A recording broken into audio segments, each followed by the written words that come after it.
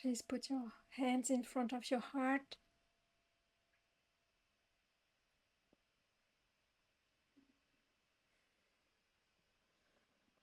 and bow.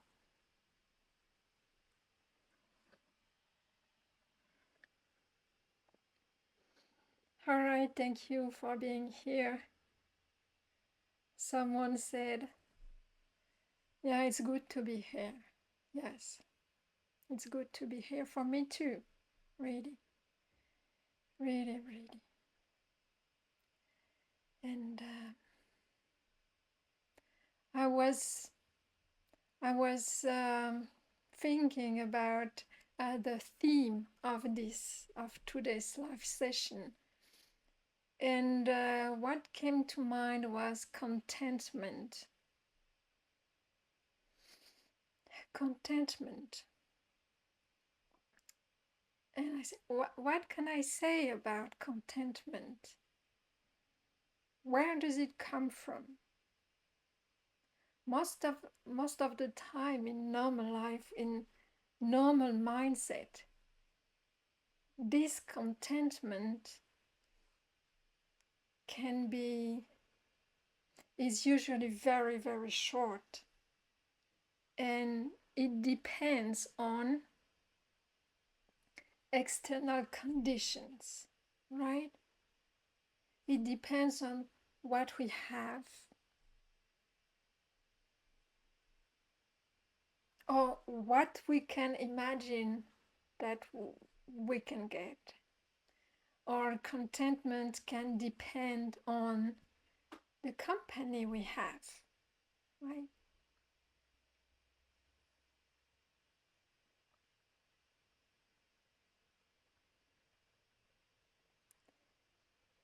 And I realized that the kind of contentment that the practice of the Noble Eightfold Path of meditations bring is completely different. It's completely different than the mundane, worldly kind of contentment due to sensual pleasures, due to external conditions.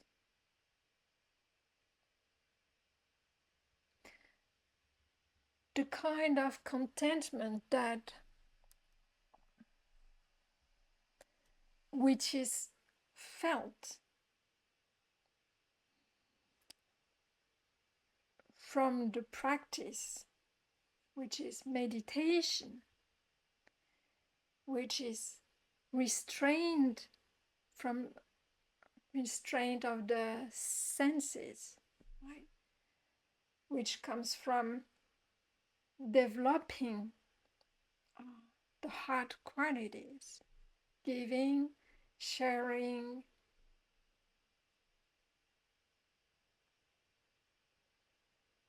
acting upon goodwill, helping,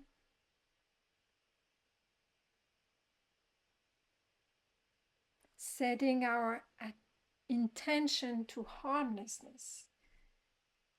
This leads to a very deep, fulfilling contentment. And when I think of the word fulfilling, this is exactly how it is felt. Like the heart is full of contentment. You cannot even want it, and it's so full that you do not need anything else. You do not need anything to get, anything to push away. You're so full that you feel just big of contentment. In Qigong, there is this quality of fullness which is called peng. It's not like being fat, being full of contentment. so that you cannot even feel this. So I'm using this body as a simile, but it's the heart which is full. And interestingly, is that this fullness, this contentment, doesn't come from any achievement. It doesn't come from getting something new. It doesn't come from developing a new skill. It doesn't come from getting the right partner. It doesn't come from your children now behaving properly. All right. It doesn't come from you having moved to another area. It doesn't come from going to another country. All right. It comes from sitting with yourself. It comes from learning sitting. It comes from the practice itself. And one has to understand that this kind of really fullness, like even as if it could be as a fountain, also something bubbling out of yourself. This contentment is so big that it overpours over around you. That's not very English, but I don't know how to say it.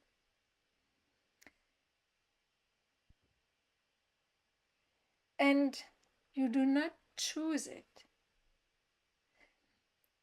This is what I realized when I was thinking about how to build a talk about it. I said, I cannot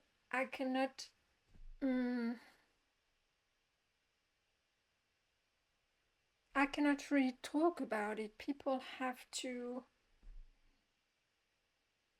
do the practice. This is a normal outcome of the practice.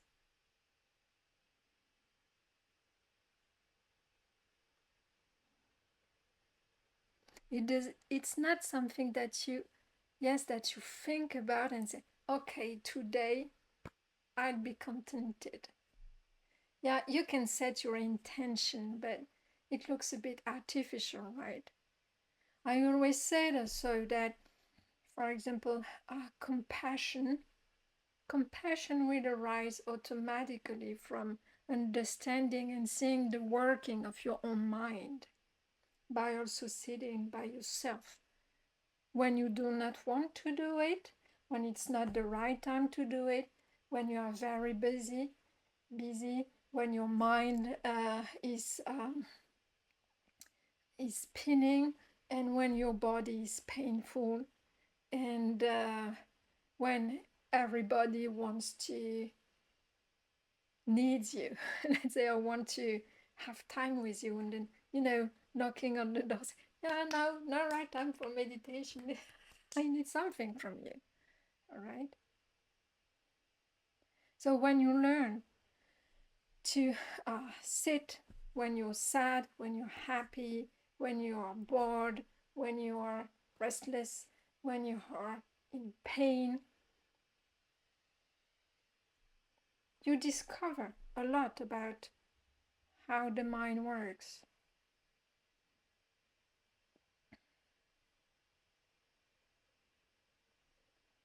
And because you understand this and you can extrapolate, and also because the Buddha says that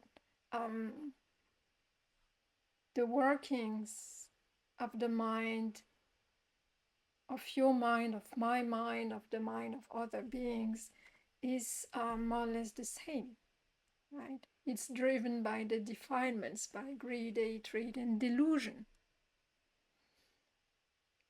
And therefore, by seeing that in yourself and seeing the arising of suffering due to that, you see the arising of suffering in others. Therefore, compassion arises. Contentment is the same.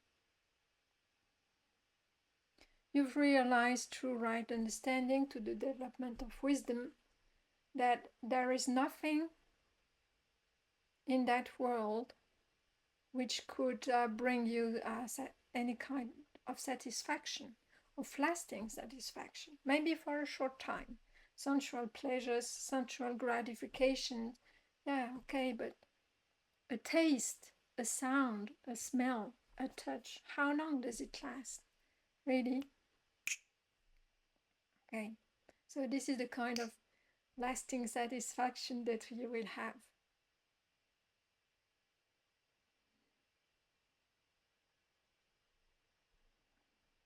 So true, really, this deep understanding that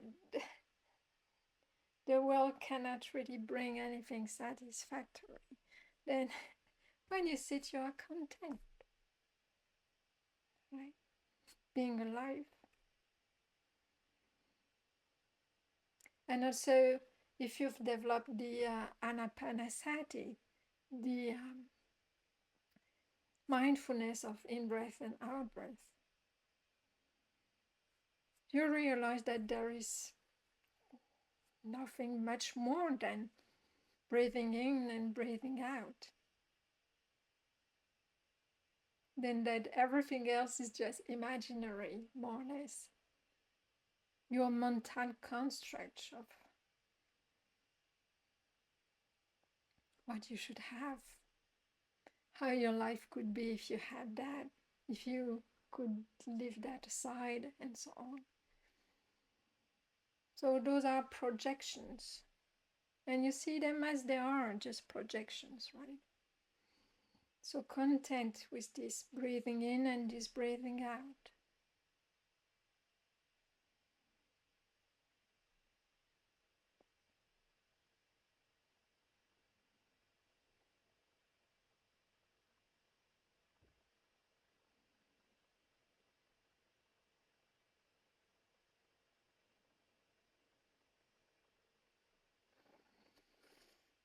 And I was also thinking of a situation where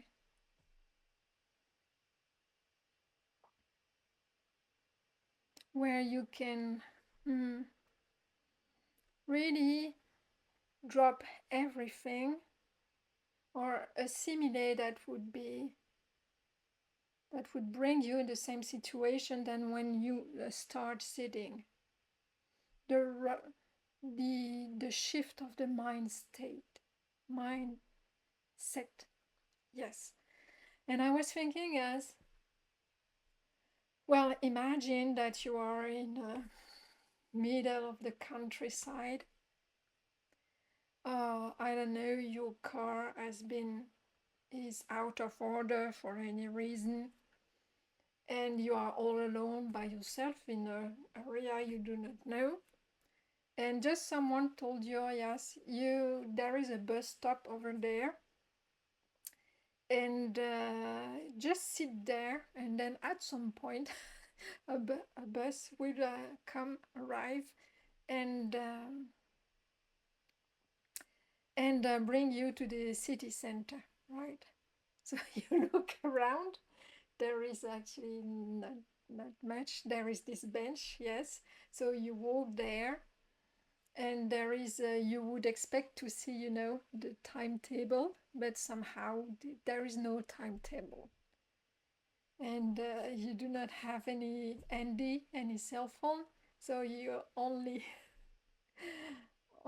chance is actually to sit on the bench and wait for the bus to come at some point.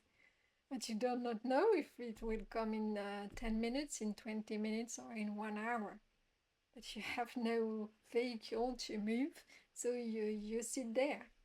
You keep looking around, nobody is there. It's countryside and no houses around. Right. So, all right, if you sit, no mobile phone, you will look around. There is no much to see, and then that's the point. What you are going to do, you will start to, because you have to wait. So your mind will start to make up stories, right? This is meditation. It's exactly like this. So, well, no, it's not meditation. It's exactly like this, but this is as an advice how you should start meditation. Like, you do not know for how long you will sit. Maybe you've set your timer for 1 hour, so you know for how long. But you have to put yourself in this mind state as if you do not know, because otherwise the mind will say, okay, 1 hour or 20 minutes or 30 minutes, and it will be still in this archiving mode, I would say. Like, okay, 20 minutes, and it will bring the time over and over again. Like, I should check the clock, because I have to prepare breakfast, I have to go to work, I have to, and to plan. Okay, this is this natural way of working. But you have to put like you are waiting at the bus stop, and you don't know when the bus will come. And somehow you're not interested in the imagination of your mind. Or you might be interested for 10 minutes, 20 minutes, but after maybe 45 minutes of imagining things, say, okay, I'm so fed up, like the craziness. And you will realize that if you really sit at a bus stop in the middle of nowhere with nothing to do, most probably you will start to stand up and start walking. Bring front and back, forward and backward, like walking meditation. It will be automatic almost. Because you might realize that meditation is actually very natural. After being fed up with your mind making up stories, 30 minutes, there is nothing to do, you will stand up and, for waiting, just walk. Sometimes maybe looking around to see if you see a bus. No, not yet. Okay, let's walk. Not that far away from the bench. I have to stay at the bus stop. And then you walk. So you will also have exhausted all the stories that you can imagine from past remembering and so on. So you will just walk. And most probably get a bit of concentration. Right.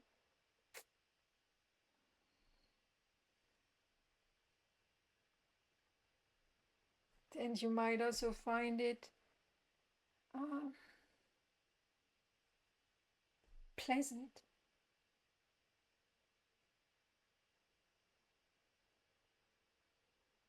Because you might realize, not having any cell phone, being completely lost, there is nothing you can do really about the situation. You just have to live it.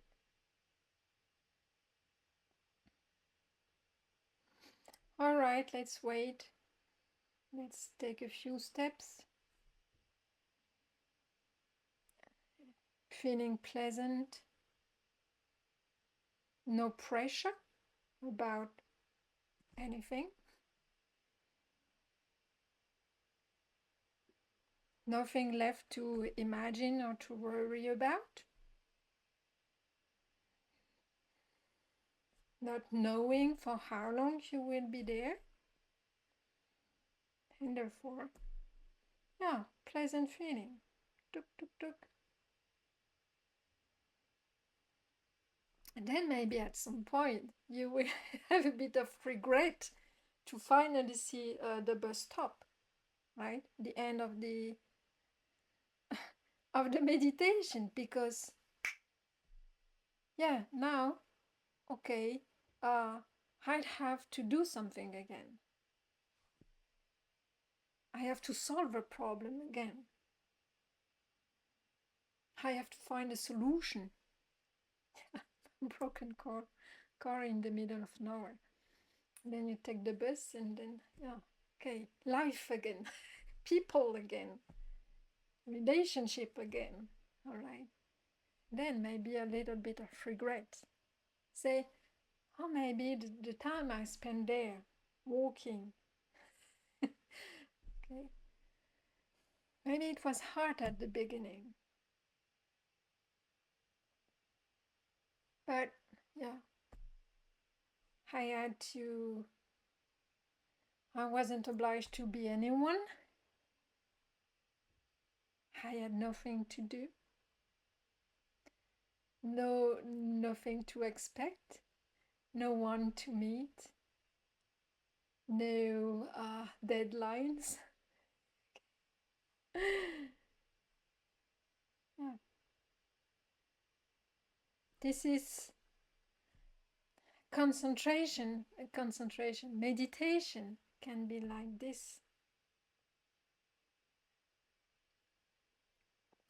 When all those things are left away.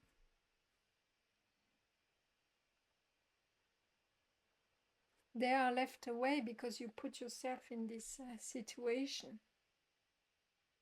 And a piece of advice is to,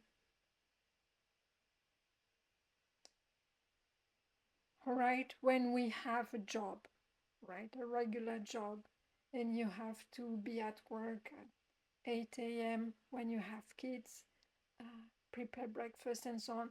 So usually you just have a certain period of time in the morning to sit. So it's difficult to do what I'm going to suggest. But if for some reason you can take an entire day for yourself, then you sit without a timer and say, okay,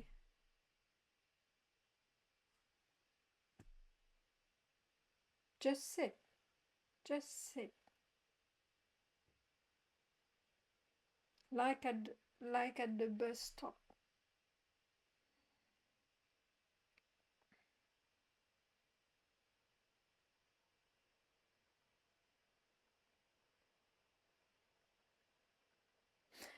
So of course the mind will start to build up stories, fabricates worries, and trying to remember the past, to solve unresolved emotional issues.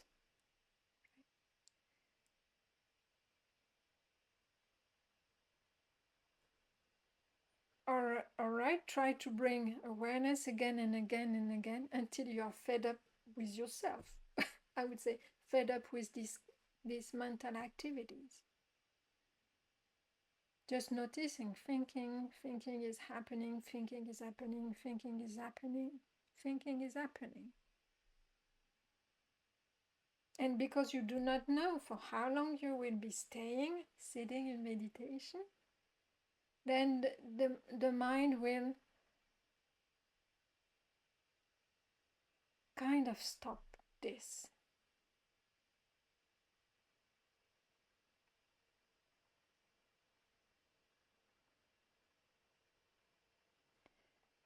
I'm giving this method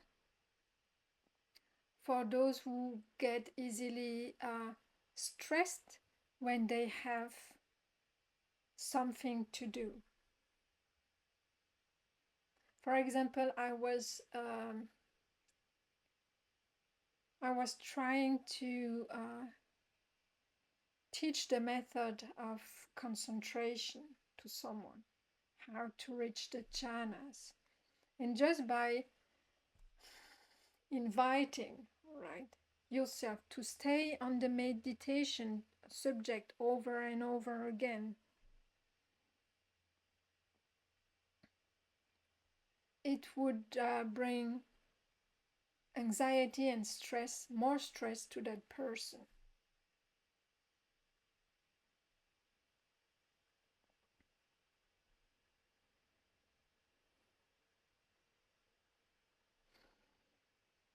So it depends on your temperament.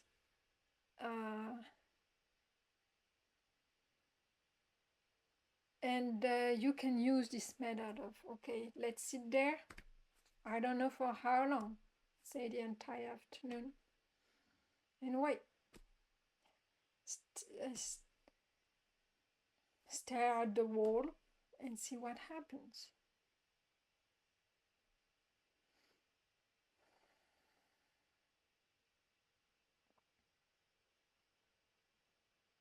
The mind will, because if you set a time to 30 minutes, like every morning, 30 minutes, I sit and my mind is just in a hurry and with lots of thinking. And after 30 minutes, it's like I couldn't have this calmness you're talking about all the time.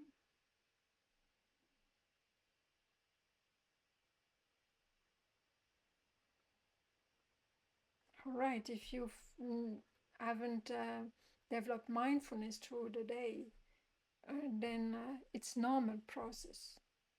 It's like you have to first empty out this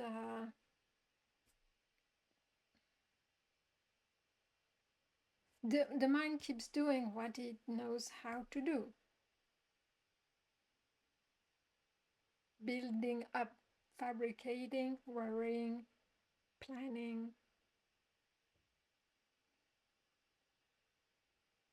judging, reconstructing the situation, rehearsing future conversations, and so on. Right, and say, all right, no timer. And then just let's wait and see. Then this part of the mind will start to calm down,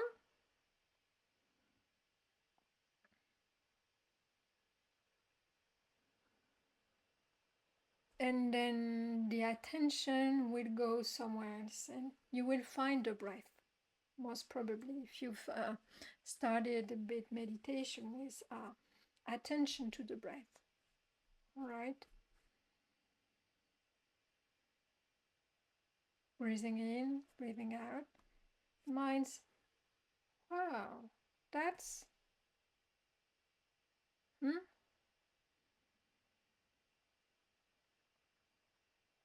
no pressure in breathing in, breathing out. An interesting happening.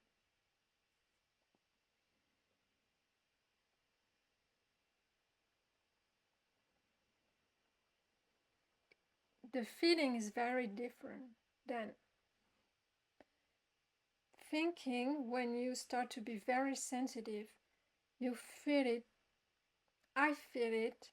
Maybe you won't. You will feel very differently, but it's a kind of flush from the heart to the middle of the head, behind the front head, the forehead, right? And it has the tendency to, this, right?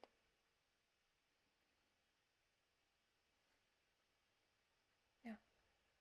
This is the phase of reflection distraction or worry.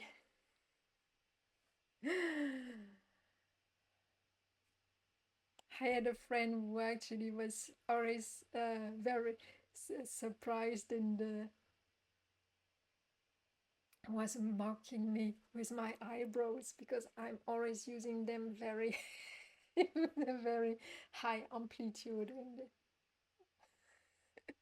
right, very expressive face. So it goes like this in the head, all right? Ah, next thing, next worries, next stories.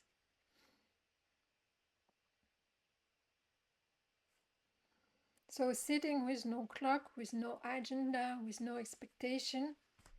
Let's see when the bus will stop. Come and stop. So then this you relax. First, relax. And attention, you can bring the attention more down to the breathing. Okay, and it feels very different.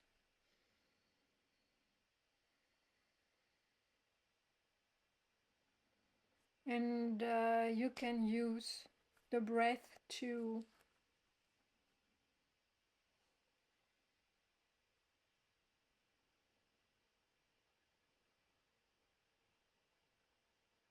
relax the tension until it's very, again, filling and full feeling. And you can feel when it's very smooth and enjoyable, you will find this pang,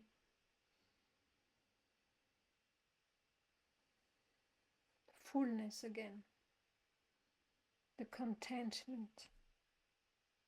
And then you can stay with the breath, feeling. You can imagine that you even feel more like a space that it's bigger than your own body.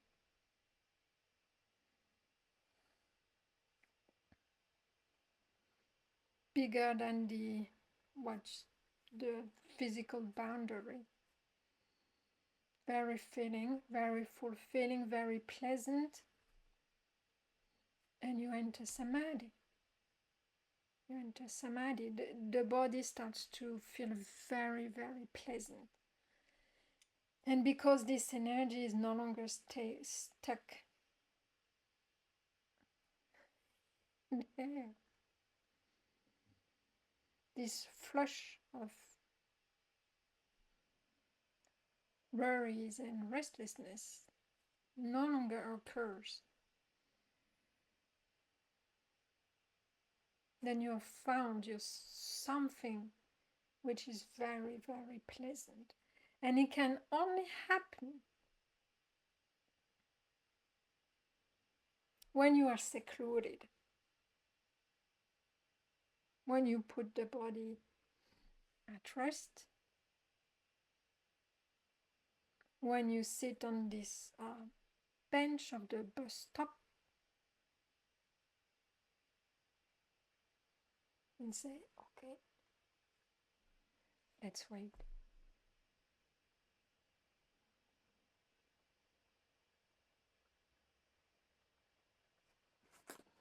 Don't distract yourself. Don't, yeah, let's read something. Let's watch something. Let's think about something. Let's put some headphones. Listen to nice music. Let's listen to something again. Watch a video. Oh, cook. Eat. Or do exercise again. More. To change, transform the body. Yeah. This samadhi, this contentment that you will find,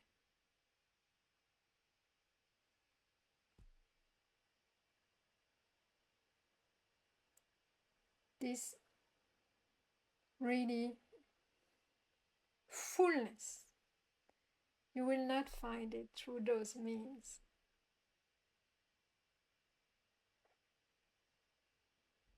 Of what we call senses, the pleasures of the senses.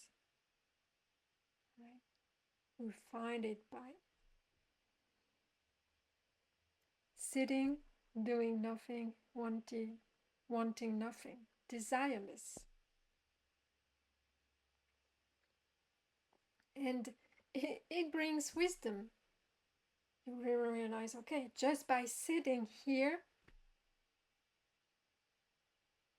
waiting for the bus, 2 hours, I waited 2 hours. But after 2 hours, I didn't want it to stop. I didn't want the bus to come and bring me back to desiring, wanting, having to solve problems.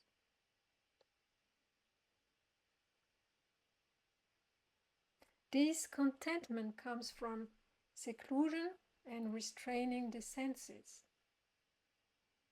Having to face first this continuous mind activity.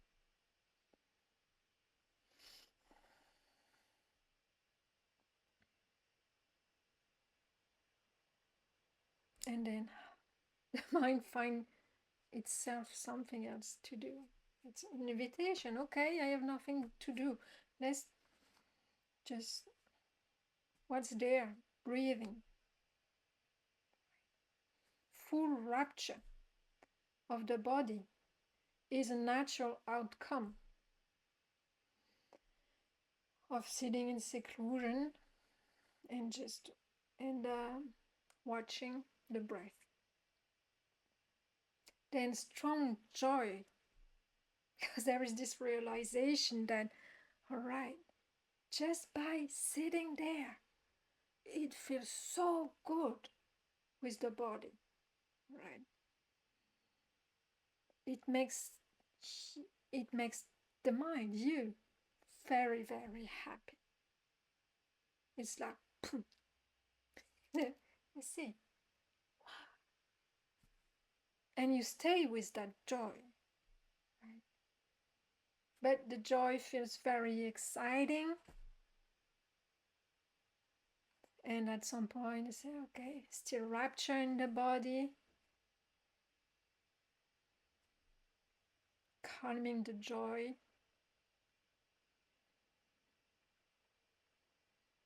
Fully aware, fully contented, fully confident. This is the third jhana.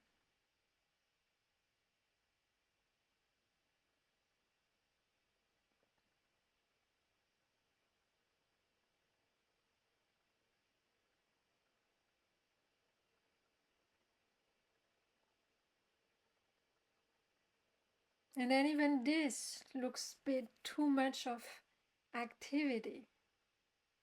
Too much is going on. You incline further to further calm.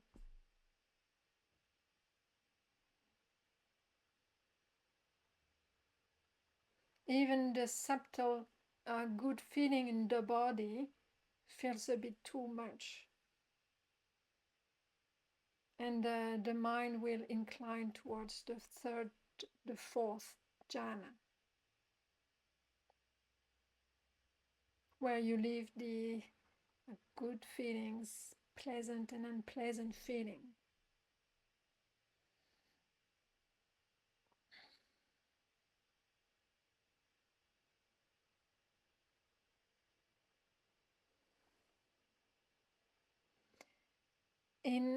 It was 2 weeks ago. I had 1 week of paid holidays. The lab was closed. My child was away. I have no money to spend. Very good reason just to have intensive self-retreat. So I decided to develop the jhanas again, material and immaterial jhanas, just to gain in mastery over them. And I realized the richness of this practice, of those practices, developing just the mental absorptions.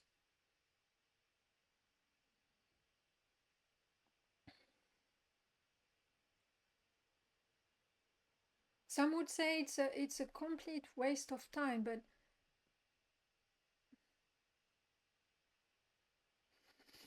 because at, at let's say at each uh, level of absorption, there is a energetic mind process that you have to let go. And if you are able to reach this mental absorption, immersion, we'll call it, then you will learn a lot about your own mind. You will learn where you are stuck, what is still working inside so that you uh, cannot enter this state or that state. And I say, well, 1 hour or 2 hours or 3 hours of training in concentration, you will learn a lot, a lot. Way more than reading suttas. Or you train yourself and then you read the sutta and say, this is exact. Yes. Oh, now I understand the description. It makes sense. Right. So I would say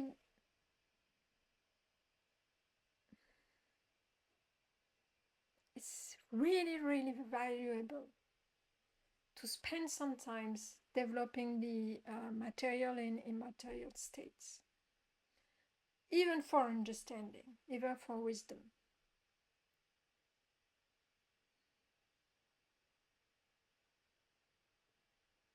Even for wisdom.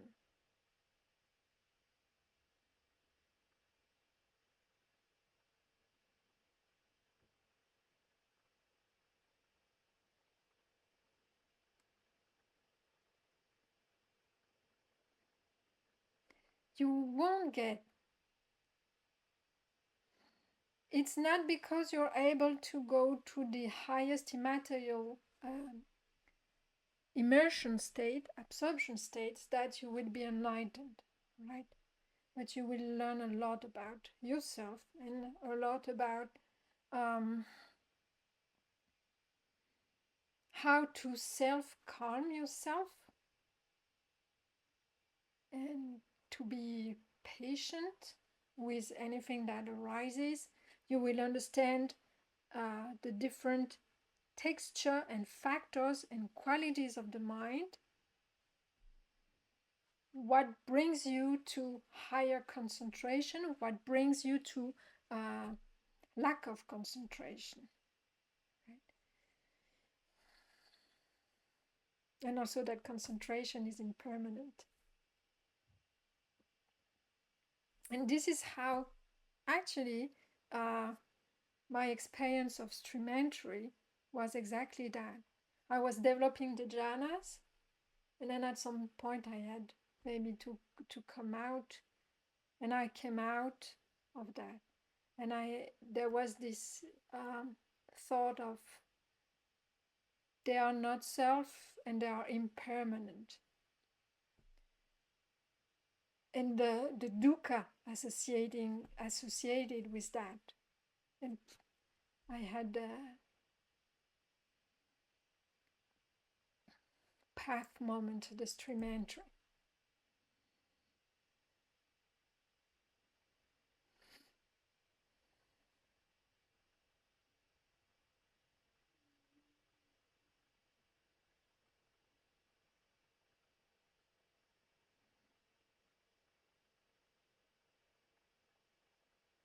And because the concentration, the very calm mind is quite pleasant, then you will be, you say, all right, really, let's develop let's keep the ingredients that allow me to stay concentrating longer.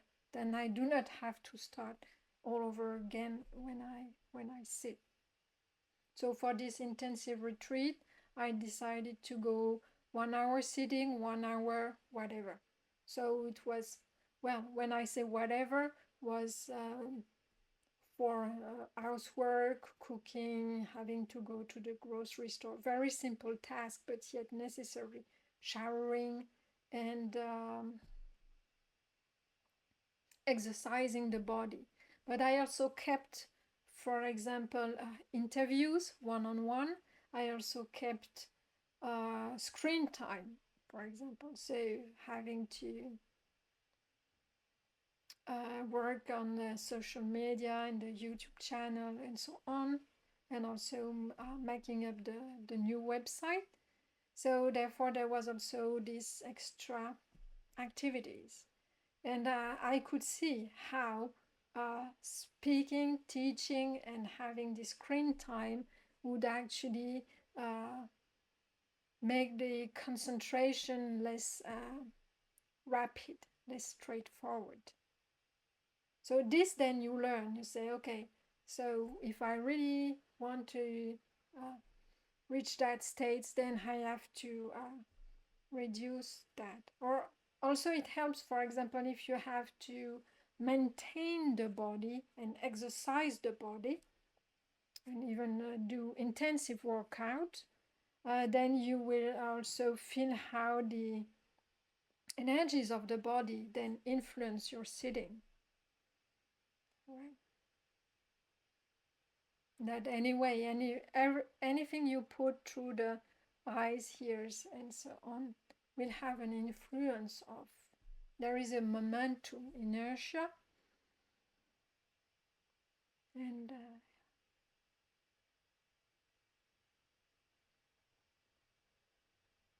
anyway, I think it's very, very interesting, very, very interesting, and you start to realize also how. So this isn't a party. This I will cut it. I would cut it for the YouTube channel. But I'm just telling you, just to tell you the possibility of high concentration. High concentration